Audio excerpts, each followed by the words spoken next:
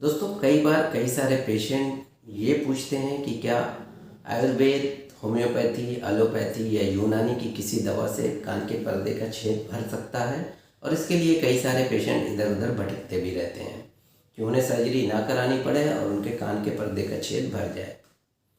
तो दोस्तों हमारे शरीर में कहीं भी कोई भी घाव होता है, चाहे वो पर्दे का छेद हो या कहीं भी, तो हमारा शरीर उसे खुद भरने की कोशिश करता है। हमारा काम ये होता है कि उस घाव भरने में जो भी रुकावट है हम उसे दूर कर दें ताकि वो हीलिंग अपने आप हो सके।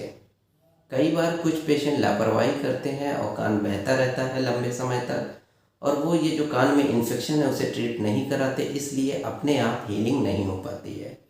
अगर शुरुआती कुछ दिनों में हीलिंग नहीं होती है तो जो पर्दे का छेद होता है उसके चारों तरफ स्किन आ जाती है और फिर बाद में वो हीलिंग दोबारा नहीं हो सकती। तो जितनी भी पैथी हैं सारी पैथी कान के पर्दे के छेद को भरने में मददगार हो सकती हैं। वो इस तरह से कि जो भी रुकावट है, इन्फेक्शन है या कान में कोई सूजन है, उसे दूर कर देंगी, जिससे कि हमारा शरीर अपने आप घाव को भर सके। तो यही काम सारी पैथी करती हैं। लेकिन एक बार कान के पर्दे के छेद के चारों तरफ अगर चमड़ी आ गई, उसके बाद आप इन्फेक्शन हटा दीजिए या स्वेलिंग हटा दीजिए, फिर वो हीलिंग नहीं हो सकती। इसको समझने के लिए मैं आपको एक एग्जांपल देता हूँ कि जो औरतें कान का ये छेद छिदाती हैं, तो कई बार कान का छेद छिदाने के बाद इसमें कील पहनती हैं। कई बार क्या, हमेशा ही कील पहनती हैं। अगर हम कान का छेद छिदाने के बाद इसमें कोई चीज़ ना पहने तो ये घाव अपने आप भर जाएगा। लेकिन कील पहनने से हम उसके घाव को भरने से रोकते हैं। तो धीरे धीरे कुछ समय के बाद जो कान का ये छेद होता है, इसके चारों तरफ चमड़ी आ जाती है। जब एक बार चमड़ी कंप्लीटली ग्रो कर जाती है, उसके बाद आप कील निकाल भी दें तो कान का छेद बंद नहीं होता है, क्योंकि अब इसके चारों तरफ चमड़ी आ गई है। कभी कभी भारी गहने पहनने के कारण कुछ लोगों के कान का छेद ये बड़ा हो जाता है, तो ऐसे पेशेंट उसे क्लोज़ कराना चाहते हैं।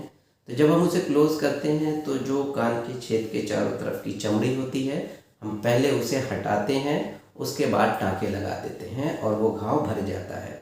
लेकिन अगर हम उस चमड़ी को हटाए बिना ही टाँके लगा दें तो कितने भी महीनों तक टाँके लगे रहें, वो घाव कभी भी नहीं भरेगा। वो जैसे ही हम टाँके काटेंगे वो छेद फिर से खुल जाएगा। सेम यही चीज़ हमारे कान के पर्दे पे भी लागू होती है कि उस पर्दे के चारों तरफ जो चमड़ी आ गई है, अब वो स्किन ग्रो नहीं करेगी, यानी वो घाव नहीं भरेगा जब तक कि उस चमड़ी को हम ना हटाएं।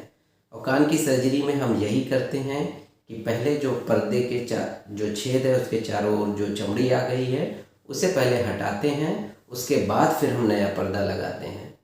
फिर वो नया पर्दा वहाँ पे चिपकता है।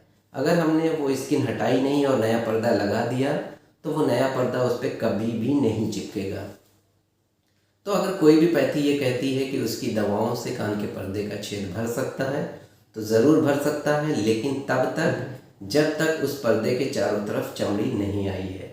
अगर चमड़ी आ गई है, जो कि यूजुअली 3 से 6 महीनों के अंदर अंदर आ जाती है, अगर 3 से 6 महीनों तक कान के पर्दे पे छेद बना हुआ है तो उस छेद के चारों तरफ चमड़ी आ जाती है, उसके बाद किसी भी दवा से कान के पर्दे का छेद नहीं भरेगा।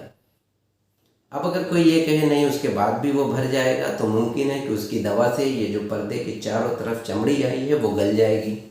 तो अगर ये चमड़ी गलेगी तो फिर आपके कान के अंदर की और भी चमड़ी गल जाएगी उस दवा से, जबकि ऐसा किसी दवा से नहीं होता है।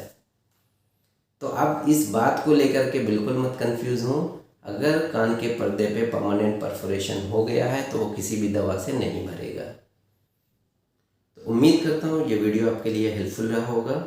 वीडियो पसंद आया हो तो please like, share and subscribe. Thank you.